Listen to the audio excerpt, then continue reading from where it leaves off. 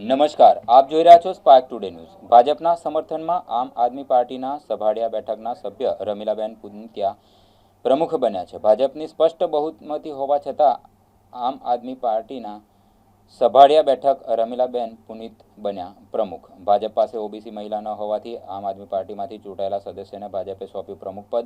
લાઠી તાલુકા પંચાયતમાં ભાજપને બહુમતી મળી, પરંતુ એક પણ ઓબીસી મહિલા ઉમેદવાર ન થતાં ભાજપે સત્તા ગુમાવી છે। પરંતુ આ સમયે ભાજપ નેતા હીરાભાઈ સોલંકી અને તેમના જમાઈ ચેતનભાઈ શિયાળે આ ઓપરેશન પાર પાડ્યું હોવાની ચર્ચા ફેલાઈ રહી છે। ઉપપ્રમુખ પદે પંકજ બલર, કારોબારી ચેરમેન પદે રિંકલબેન પરમારની વરણી કરવામાં આવી છે। ભાજપે આમ આદમી પાર્ટીના સદસ્યને પ્રમુખ બનાવીને સત્તા હાંસલ કરી છે।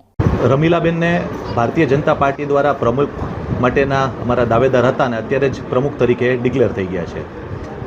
આના માટે અમારા રાજ્યના અમારા મંત્રી કૌશિકભાઈ વેકરિયા, સાંસદ ભરતભાઈ સુતરિયા, અમારા ભારતીય જનતા પાર્ટીના પ્રમુખ અતુલભાઈ કાનાણી, સ્થાનિક ધારાસભ્ય અમારા જનકભાઈ અને પાર્ટીના અમારા વરિષ્ઠ શરદભાઈ દ્વારા આજે અમે લાઠી આવેલા હતા। અને આપ જોઈ શકો એમ કે પ્રમુખ, ઉપપ્રમુખ, ચેરમેન, દંડક અને પક્ષના નેતા તરીકે બધા ચૂંટાઈ ગયા છે અને અમને 100% વિશ્વાસ છે કે ભારતીય જનતા પાર્ટી ખૂબ સારું એવું અહીંયા કામગીરી કરશે। અને આપ સૌ જોઈ શક્યા છો કે બધાય કાર્યકર્તા ખૂબ ઉત્સાહિત છે અને ફરી અમે પાર્ટી આના પ્રજા લોકોનો અમે ખૂબ આભાર માનીએ છીએ। પાર્ટી સમગ્ર જિલ્લામાં ભારતીય જનતા પાર્ટીનો કેસરીઓ ફરકાયો એ પૈકી લાઠી તાલુકા પંચાયતની 16 સીટ પૈકી જનતાએ સ્પષ્ટ જનાદેશ ભારતીય જનતા પાર્ટીને 10 સીટ સાથે આપેલો હતો।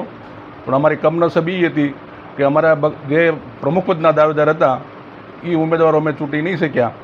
એટલે માટે રાષ્ટ્રવાદને પ્રિય થઈને સનાતન ધર્મને મજબૂત કરવા માટે રમીલાબેન નીતિનભાઈ પુનિત્યાએ ભારતીય જનતા પાર્ટીને ટેકો આપ્યો, વિધિવત રીતે ભાજપમાં જોડાણા અને એનો સેવાનો સંકલ્પ છે કે લાઠીની છેવાડાના માનવી સુધી રાજ્ય અને કેન્દ્ર સરકારની બધી યોજનાઓ પહોંચાડીને બધા જ સમાજને સાથે રાખીને ચાલવાનો રમીલાબેનનો અભિગમ છે। સામાજિક સમરસતાનું પણ એક અહીંયા મોટું ઉદાહરણ છે।